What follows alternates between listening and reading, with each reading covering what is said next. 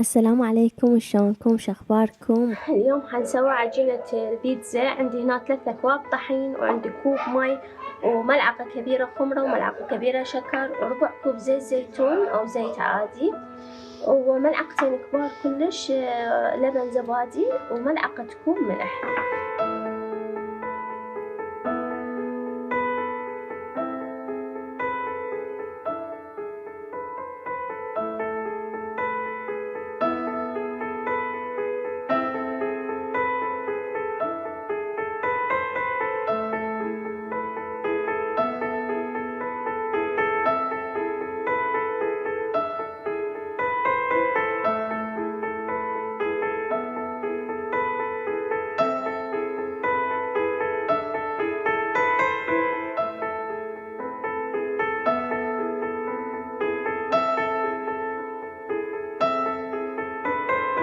أنا حسوي صلصة البيتزا. عندي طماطة مبروشة واحدة، ملعقة كبيرة معجون طماطة، وهاي أوريجانو عندي، وفلفل أحمر حار وحلو، حار وبارد، فلفل أسود، ونص بصلة، راس بصلة وبصلة صغيرة مبروشة، وشوية من الثوم.